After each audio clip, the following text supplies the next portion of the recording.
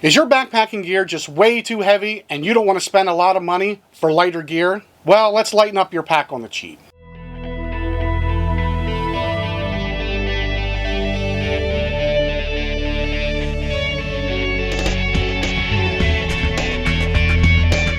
What's up, backpackers? I'm Dan and welcome to Backpacking Adventures, where we talk about backpacking, hiking, and gear. And if those interest you and you're new to the channel, consider subscribing and make sure you hit that bell notification so you don't miss a thing. Today, I'm going to tell you several ways to lighten your pack without spending a lot of money. My first backpacking trip, my gear weighed over 50 pounds. I had multiple knives, multiple flashlights, multiple batteries, pretty much multiples of everything. I also had several different changes of clothes. The first part of the trip was a half-a-mile rock scramble straight up. Then the hike to camp was another 7 miles. When I got there, I was exhausted, sore, and I kept thinking about what the hike was going to be the next day, and I was mortified. From then on, I made the decision to do whatever I could to lighten my pack. Let's face it, when we all start backpacking, we pack our fears. What does that mean? It means packing based on your fear of the worst case scenario instead of just packing the items that you need. These could be things like, I'm packing extra clothes because what if I get wet? Or I'm going to bring several boxes of gauze bandages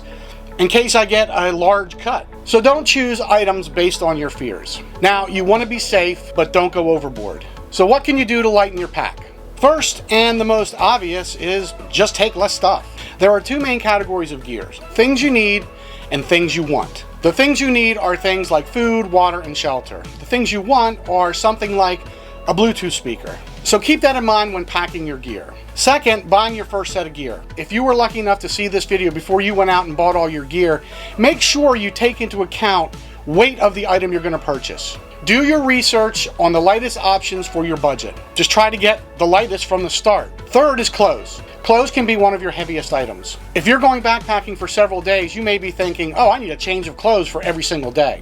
You really don't. You really only need clothes to hike in and maybe clothes to sleep in if the weather's colder. Now, this doesn't count those extra items that you bring along, like your base layer or your extra pair of socks. Those are things you still should have. And just remember, you're going to be dirty and smelly no matter if you put clean clothes on every day or not. But just think of it. A set of clothes for one day can weigh almost a pound.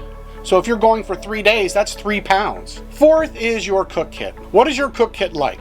For the majority of backpackers, we only use our cook pot to boil water. Some do cook in their cook pot, but for the most part, those meals are very simple and things you just add water to.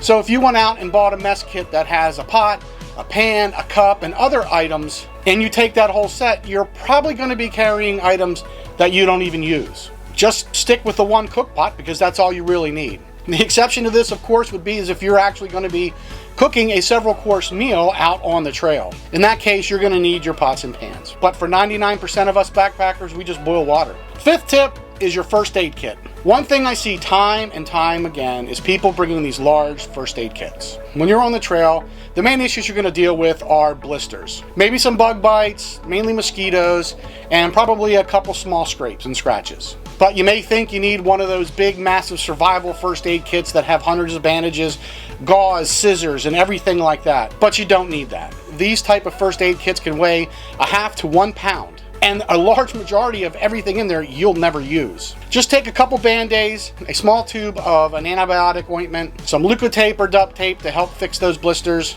maybe some tweezers. There are plenty of videos on YouTube that go over what a lot of people take on their first aid kit. Sixth tip is water storage. A lot of people think you need those big plastic Nalgene bottles or those bottles made of metal or even glass. I think those are overkill. They can weigh up to a half a pound each, especially the metal and glass bottles. Instead, you could use something like smart water bottles or other plastic drinking bottles you can get from the store. They're really cheap, they can be reused, and if you damage one, you can just replace them because they only cost about $1. Seventh is the amount of water you take.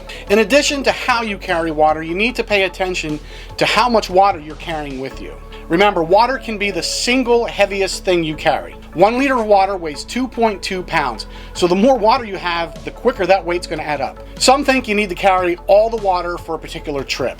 That could be upwards of 5, 6, 7 liters of water. So if you carry 5 liters of water, that's 11 pounds just by itself. Usually, I only carry no more than 2 liters of water at any given time. Then I just filter water as I need it. There are exceptions to this if you're hiking or camping in a dry area. So do your research before you go on the trail so you know where the water sources are. The 8th tip is your knife. You don't need a machete or any kind of large knife. Unless you're bushcrafting or using your knife to process wood, you don't need a large knife. I carry a small knife and I rarely ever use it. I think this year so far I used it one time, and that was to open up a beef stick pack. Another thing you can do is bring lighter food. Food can also be one of those heaviest items you carry. Make sure you take food that is light but high in calories. Some example of these are Mountain House or Packet Gourmet, or even rice sides or pasta sides. They are lighter weight and have high calories. A good rule of thumb is at least 100 calories per ounce. Now, lightening up your pack is not a once and done thing. So the 10th tip is to continue to lighten it up. One way to continue to refine your gear is review your gear after each trip. Each time you return from a trip, lay all your gear out on the floor. Then identify the gear and remember it for the next trip. Then do the same again after that next trip. If you still don't use that item, most likely you don't really need it. However, this excludes items like your whistle, your first aid kit, your puffy coat, things like that. These are things that you might not use, but they are there for safety. Overall, just be smart about it. What was your pack weight of your first backpacking trip? Tell me in the comments below. If you like this video, make sure you subscribe and give it a thumbs up. Thanks for watching. See you next time, and go explore.